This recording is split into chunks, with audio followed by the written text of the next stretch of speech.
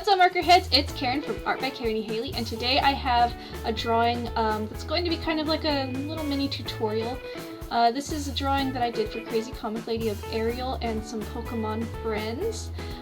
So what I want to talk about is how I colored the waves crashing onto the beach, and kind of how I decided to go about doing that. I planned on doing a huge, like, really highly detailed tutorial out of this. But I did this so long ago that my technique has changed just a little bit, and I want to do a more in-depth tutorial in the future. But I still want to kind of tell you guys how I did this because I think that the information is still valuable and that it can help you guys kind of to make your choices when you're doing your coloring with stuff like water and reflective stuff like that. So what I'm doing now is basically coloring the sky. And like I said in my last video that I've uploaded, I always color the sky first because it helps me establish light sources, which is extremely important if you're coloring water because water is so reflective, and whatever color your sky is whatever color your water is. So I know that a lot of people just color water blue, and I just wanted to do this in a color that is sunset color just to show that water will look like whatever color the sky is, just to kind of emphasize that water's not always blue. Although it does kind of have a blue tone to it because it filters out some of that red that the sunset is. So just keep in mind that water is extremely reflective, and whatever color your light source and shading is going to be is whatever colors you're going to use on your water.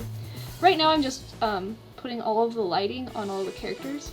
That's another thing that I like to do, like one of my first or second steps. Like right after I color the sky, I like to put the lighting in, especially when the lighting is extremely to one side, like this, because it's a sunset picture.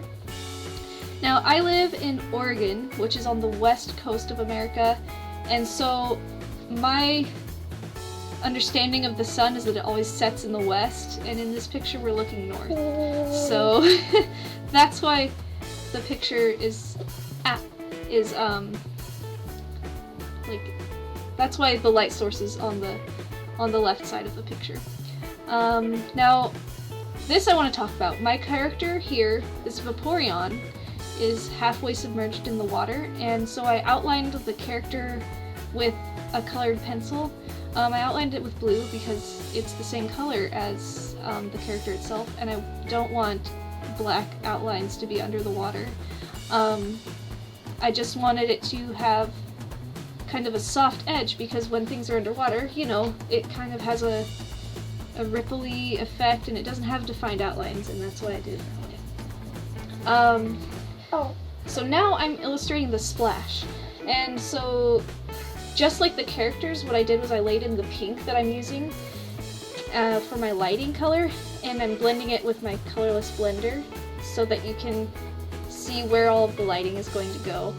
And next I'm coloring the reflection of the sky on the sand, because of course the sand is going to be wet too because the waves have been washing on this beach for who knows how long, and so of course the water is going to make that sand wet.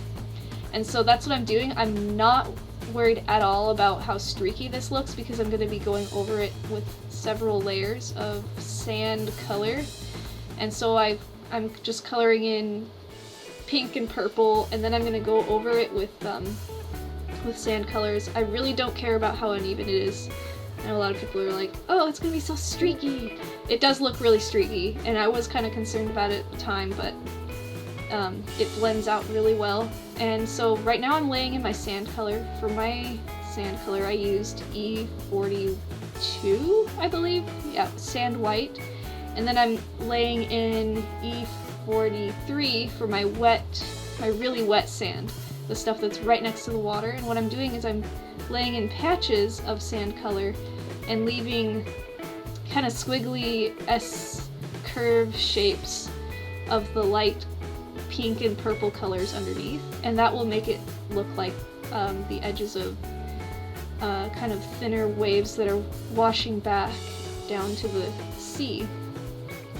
And that's just one way to make your areas like look really wet, even though it's really a challenge to illustrate wet stuff, but the way that I do it is actually kind of easy to do.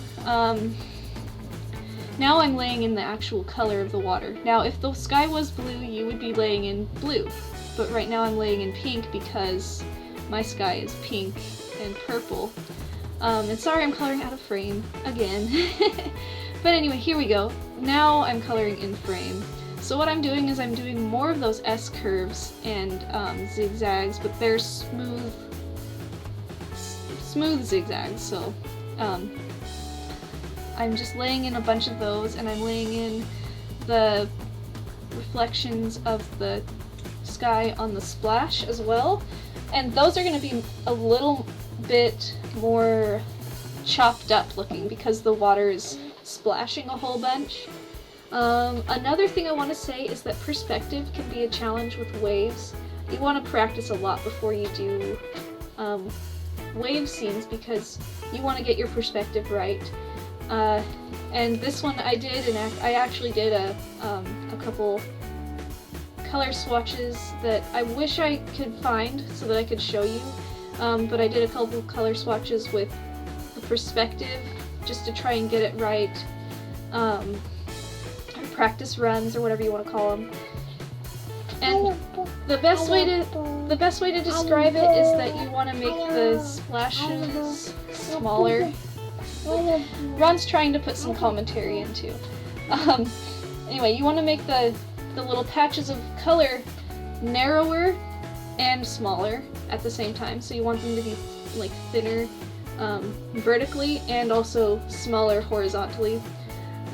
And then you just, as you go on and on, you can start using just the side of the tip of the marker and just dab patches of color, and then it'll look like choppy waves. And it doesn't look all that nice at first, but you blend it out a lot. So that's another tip, which is another thing that I seem to say a lot. And now what I'm doing is I'm coloring in everything, and then I kind of got lazy and I did this, which I wish I hadn't done. So, but I do this in all of my pictures that are water based, like water scenes. I do that a lot, and when I did this at first, I really wished I hadn't done it, and then I started to blend it down with my colorless blender, and then when I add in my purples, it looks a lot better. And so right now what I'm doing is I'm making my water look more transparent by adding the same sand color. And this is something that I do because in real life that's what you see. You see the sand color through the water, at least to a certain depth. And that's just what I'm trying to work into this picture, is a little bit of realism, even though it's a picture of Pokemon and a mermaid who turned into a human. The basis in realism with nature is still there, and so that's what I'm trying to do. And so this really makes your water look transparent. Making sure that you can see what's underneath your water is really important because it makes your water look so clear and so beautiful, and it's just so much fun to practice with water, and I think that you guys should all try it out. It can be kind of, intimidating when you see a finished piece and think, oh, how did they do that? But if you just break it down into layers and steps, it makes it a lot easier, because you think, okay, well now I need to do this one step, and then when you're all done, you can go, okay, well I can try this next step. Anyway, so I'm just doing the same steps that I did with my pinks, but I'm only putting it on the edges of my patches of watercolors, and then I'm blending it back with the pink color. Now what I'm doing with this darker color is I'm illustrating more wave patches. Again, I'm coloring out of frame, unfortunately. And then I blend it over with my colorless blender again. Oops, I had a bit of a bleed there. And so when you're doing the distance in your water scenes, you only need to illustrate a few waves a few patches of water as opposed to showing every single dot all the way to the horizon line, because you're not going to see every single wave. And so that's why I don't illustrate every single little speckle of color all the way to the horizon, just because you won't see that in real life anyway. So anyway, what I'm doing now is I'm illustrating, well, what I just did was I illustrated the background, like landforms, and now I'm illustrating this rock because I realized that I'd forgotten to put it in and put the transparency into the water, and I only color little patches of the color because the water is so choppy right there, because the waves are breaking up and splashing everywhere, so you don't want to just put in flat brown right there. Anyway, this is up to this point, and then here's the finished piece. So next video is going to be the rest of the coloring of this drawing. I hope you really liked it, and I apologize if there's a bit of a cut in the middle of this video, but with the audio, but my son started to cry, so I had to stop recording. Anyway, thanks for watching, and I will talk to you guys in the next video.